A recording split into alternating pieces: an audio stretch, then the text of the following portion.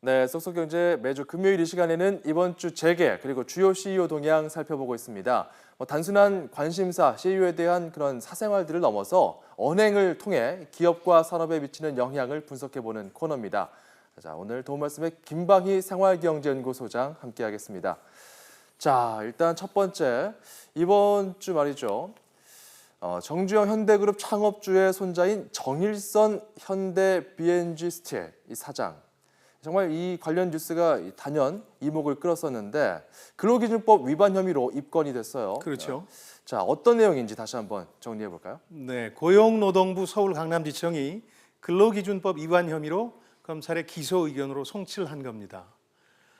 정 사장은 현대창업주인 고 정주영 회장의 넷째 아들이죠. 고 정몽우 전 현대알루미늄 회장의 장남입니다.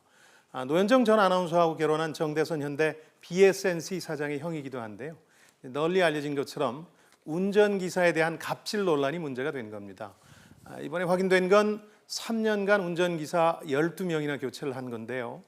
기사들은 근로기준법상 근무시간이 주당 최장 52시간인데 주당 56시간 이상 일한 것으로 드러났습니다. 심지어 80시간 이상 일한 경우도 수두룩한 것으로 나타났는데요. 그래서 근로기준법 위반 혐의에다가 운전기사 한 명을 폭행한 혐의가 적용이 됐습니다. 정 사장은 A4 용지 140장 분량의 운전기사 매뉴얼로도 유명한데요. 기사가 총수에게 모닝콜을 할 때는 받을 때까지 악착같이 하라거나 가자라는 문자 메시지를 받으면 번개같이 뛰어 올라오라는 등의 내용이 포함되어 있습니다. 이 매뉴얼을 다 지키지 못하면 상습 폭언과 폭행을 했다는 게 기사들의 증언인데요. 이에 앞서서 대림산업 이해욱 부회장과 몽고식품 김만식 명예회장이 운전기사에 대한 갑질 행위도 드러났습니다. 한두 명의 재벌가 운전기사들이 운 나쁜 대접을 받았던 게 아니고 이런 사례들을 보면 재벌가가 법과 제도 위에서 생활한다는 것을 보여주는 한 단면이 아닐까 싶습니다. 네, 좀 씁쓸한 뉴스였는데 이번엔 좀 맛있는 소식인 것 같습니다. 지난 22일이죠. 국내에 처음 문을 연 미국 프리미엄 햄버거 쉐이크 쉑버거 인기가 정말 뜨거운데요. 그렇죠. 예. 자, 이 햄버거를 들여온 게 SPC 그룹입니다. 제2의 스타벅스가 되겠다 이런 각오를 다지고 있던데 분위기가 좋아 보여요. 그렇습니다. SPC 그룹은 파리바게뜨 그리고 던킨 도너츠와 바스킨라빈스 등의 브랜드 사용권을 국내에서 보유한 회사인데요. 지난해 창립 70년을 맞은 제빵 그룹입니다. 네. 쉑쉑버거 국내 도입은 허영인 SPC 회장의 차남이죠. 허희수 마케팅 전략실장이 진두지휘했다는 게 재계의 시각입니다. SPC 창업주의 손자, 즉 오너 일가 3세로 2007년에 입사해서 그룹 미래사업부 문장과 계열사 전무를 거쳐서 이번에 경영 전면에 나서는 일종의 경영 데뷔작이 된 셈입니다. 쉑쉑버거 국내 1호점 강남점 같은 경우는 지금도 1시간 이상 100여 명 이상이 대기하는 진풍경이 연출되고 있는데요. 이 때문에 SPC 그룹의 유일한 상장사인 삼립식품의 주가도 연일 상승세입니다. 허영인 회장이 그간 추진해온 사업 다각화와 해외 진출 전략도 이 일로 탄력을 받을 전망입니다.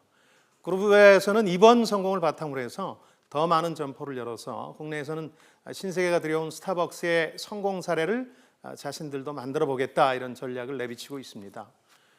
잔치상 앞에서 흥 깨고 싶은 마음은 없습니다만은 외국에서 이렇게 이름난 브랜드나 들여와야 요즘 같은 불경기에 소비자 마음을 크게 움직일 수 있다는 사실이 약간은 좀 씁쓸하기도 하고 그렇습니다.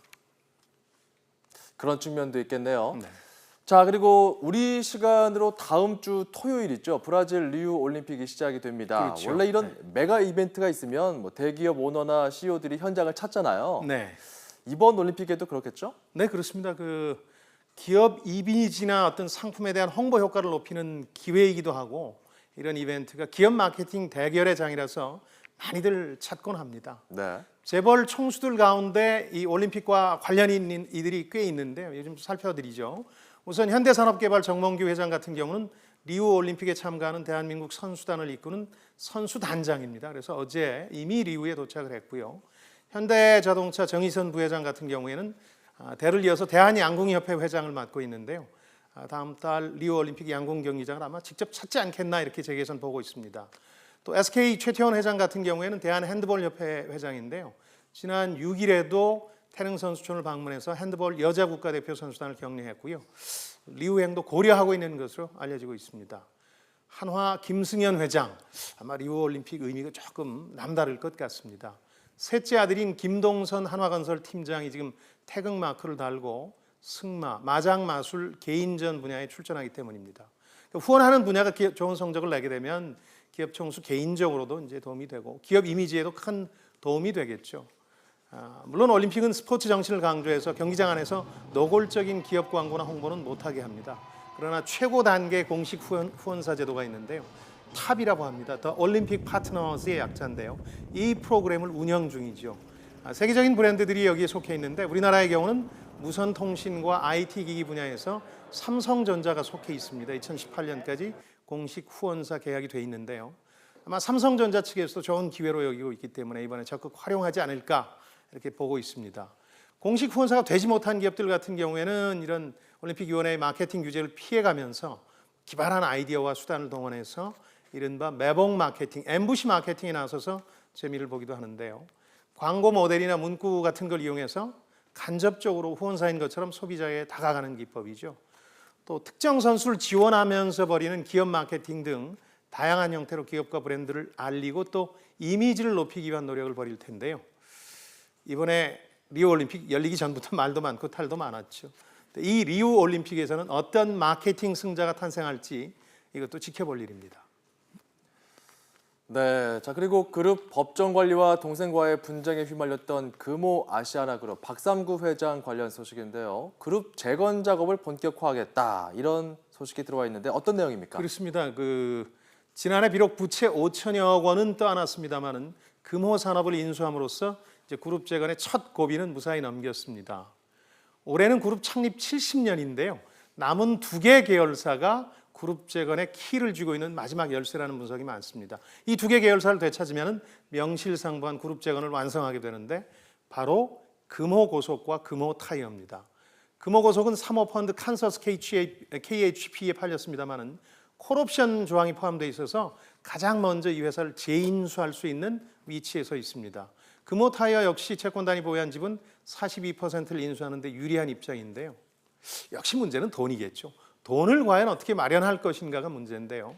금호고속 인수에는 한 4천억 정도, 또 금호타이어는 1조 원 정도가 들 것으로 예상이 됩니다. 또 여러 소송전을 벌이고 있는 동생 박찬국 금호석유화학 회장 측이 금호터미널 매각 과정에서 박 회장이 아시아나항공에 수천억 원대 손해를 끼쳤다면서 배임 혐의로 최근에 고소한 것도 부담이 됩니다. 금호 아시아나그룹은 2006년에 무리해서 대우건설을 인수하면서 유동성 위기를 겪고 그룹 해체와 파산 직전까지 몰렸었는데요.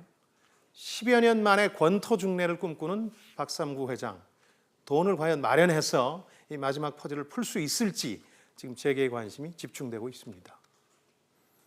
네, 계속 지켜봐야 될 것 같네요. 오늘 말씀은 여기까지 듣겠습니다. 지금까지 김방희 생활경제연구소장이었습니다. 고맙습니다. 고맙습니다. 예, 다음 소식입니다. 최태원 SK그룹 회장의 동생인 최재원 SK그룹 수석 부회장이 수감 3년 3개월 만에 오늘 가석방됐습니다. 가석방 심사위원회는 최 부회장의 만기 출소일이 얼마 남지 않은 데다 모범적인 수형 생활을 해온 점 등을 고려해 지난 20일 가석방 명단에 포함했습니다.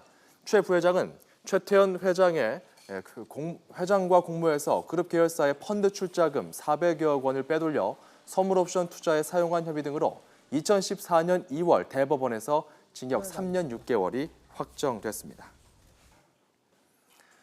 진경준 검사장에게 뇌물을 준 혐의로 검찰에 불구속 기소된 김정주 NXC 대표가 오늘부로 넥슨의 등기 이사직을 사임한다고 밝혔습니다.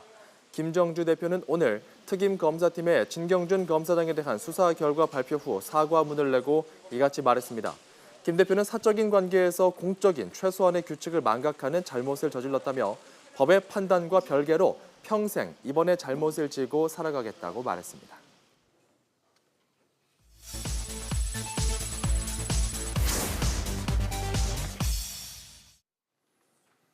네, 여러분은 어느 요일에 주로 소비를 하십니까? 신용카드 사용 내역을 분석해 보니 요일에 따라서 돈을 더 쓰고 또 덜 쓰는 흥미로운 패턴이 나왔습니다.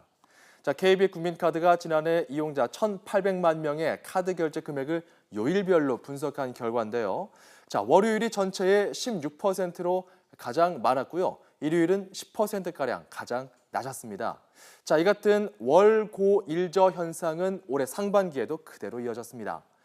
자, 일요일 소비가 줄어든 이유로는 경기 침체와 주 5일제 근무 확산 등이 꼽힙니다. 일요일에는 집에서 휴식을 취하기 때문에 외식이나 야외 활동에 상대적으로 돈을 덜 쓴다는 의미입니다. 자, 차분한 주말을 보내고 맞은 월요일에 소비가 증가한 이유는 뭘까요?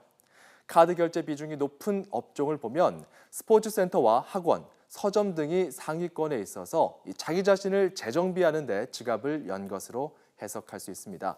또 주말 동안 미뤄뒀던 계획적인 소비가 월요일의 시작과 함께 이루어지는 것으로 보이기도 합니다.